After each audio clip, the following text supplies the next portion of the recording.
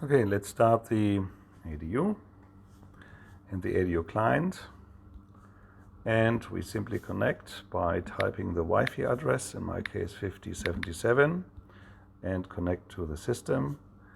Let's see that the buttons are turning green.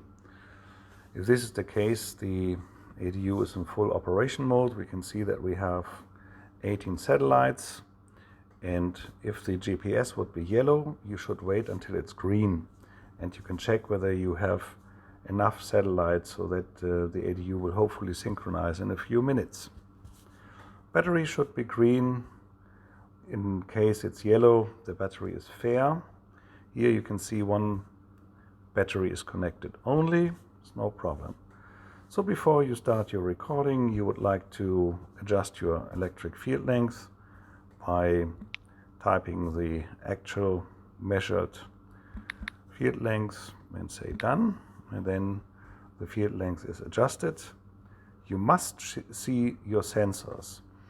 The magnetic sensors must appear in case you have the ADU 8 or ADU 7 with the E-series sensors. They must appear. If not, the cable is broken or some other things happened, or the sensors have been not detected.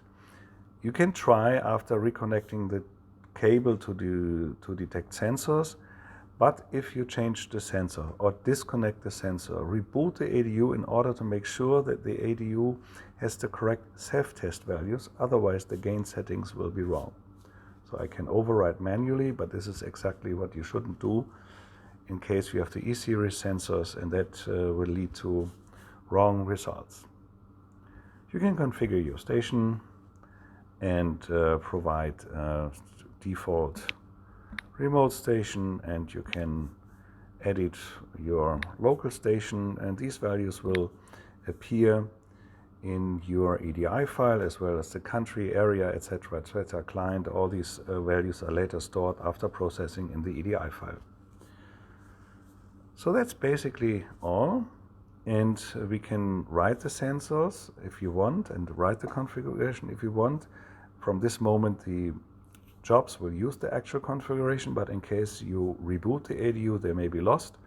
So if you want to make all changes persistent, you press the right button. Now let's load the list. You have several options, and we use one of the predefined lists.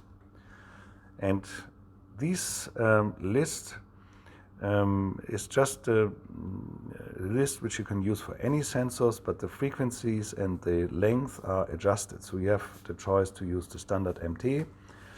If you're in an area where you have AMT signals close to the equator, you may record longer time AMT frequencies because it's worth to do. If you want to skip it, you can use the standard list. And there are lists also for finalizing at the end, so that means you manually stop the ADU when you are back and repeat one of these lists. In the finalized list, they will not continue the low frequency long run. So let's do standard MT and select the sensor. In this case, the standard MT with the 0.6 coils. And that is basically what you want to do. So now these lists are still local, so you submit them and send them to the ADU, and the label changes from local to ADU. Now the list is loaded, and we can see next job is starting at 1724, and now the ADU will come to operation, and you can then go back home.